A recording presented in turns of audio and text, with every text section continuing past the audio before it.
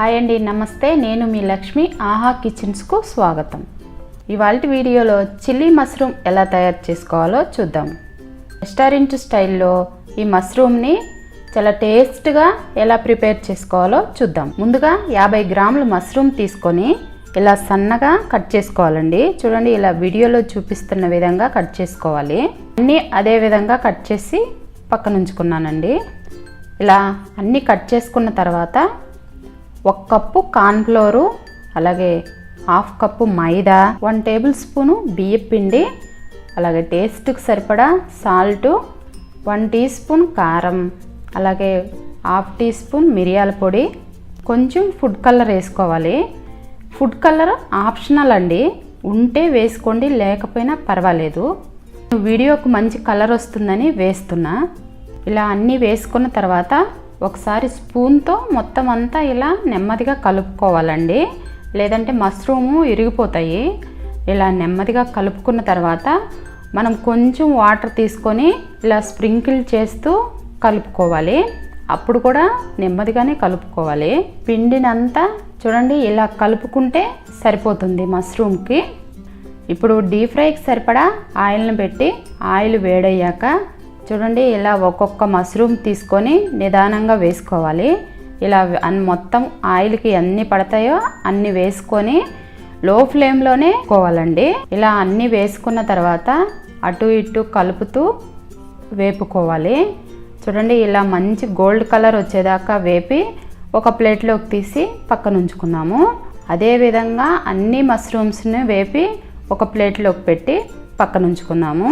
ఇప్పుడు అదే ప్యాన్లో ఆయిల్ మొత్తం తీసేసి 2-3 టేబుల్ స్పూన్ల ఆయిల్ ఉంచుకుంటే సరిపోతుందండి. ఆయిల్ కొద్దిగా వేడయ్యాక 2 టేబుల్ స్పూన్లు కట్ చేసుకున్న వెల్లుల్లిపాయలు వేసుకోవాలి. కట్ చేసుకున్న అల్లం తురుము 2 టేబుల్ స్పూన్లు వేసుకోవాలి. సన్నగా కట్ చేసుకున్న ఆనియన్స్ కొద్దిగా వేసుకోవాలి. అలాగే 2 రెమ్మల కరివేపాకు వేసుకొని ఒక 5-6 పచ్చిమిర్చి ఇలా సన్నగా కట్ చేసి వేసుకోవాలండి. మరీ సన్నగా కాదు, ఇలా మీడియంగా కట్ చేసి వేసుకోవాలి.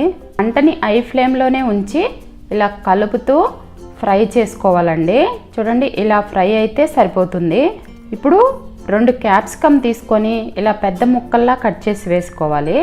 అలాగే ఒక పెద్ద సైజు ఆనియన్స్ని కూడా ఇలా పెద్ద ముక్కల్లా కట్ చేసి వేసుకోవాలి.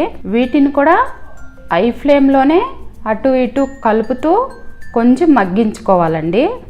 చూడండి ఇలా మగ్గాక 4 టేబుల్ స్పూన్లు టమాటా కెచప్ వేసుకోవాలి. ఇప్పుడు రెడ్ చిల్లీ సాస్ కూడా 2 టేబుల్ స్పూన్లు వేసుకోవాలి. 1 టేబుల్ స్పూను సోయా సాస్ని కూడా యాడ్ చేసుకోవాలి. అలాగే కొంచెం సాల్ట్ యాడ్ చేసుకోవాలండి. ఈ సాసుల్లో అంతా ఉంటుంది కదా, అందుకని కొంచెం యాడ్ చేసుకుంటే సరిపోతుంది. కొంచెం సాల్ట్ యాడ్ చేసుకొని మరొకసారి అంతా కలుపుకోవాలి. మరొకసారి అంతా కలిసేలాగా సాసులన్నీ కలుపుకోవాలండి. ఇలా కలుపుకున్న తర్వాత మనం ముందుగా వేపి ఉంచుకున్న మష్రూమ్స్ని కూడా వేసి మరొకసారి అంతా కలుపుకోవాలి. ఈ మొత్తం హై ఫ్లేమ్లోనే చేసుకోవాలండి, లో ఫ్లేమ్లో అస్సలు పెట్టుకోకండి. ఇలా మష్రూమ్స్కి పట్టేలాగా కలుపుకోవాలండి. ఇలా కలుపుకున్న తర్వాత చూడండి మష్రూమ్స్కి అంతా ఇలా పట్టింది కదా సాస్ అంతా. ఇప్పుడు ఫైనల్గా కొంచెం కొత్తిమీరని యాడ్ చేసుకోవాలి.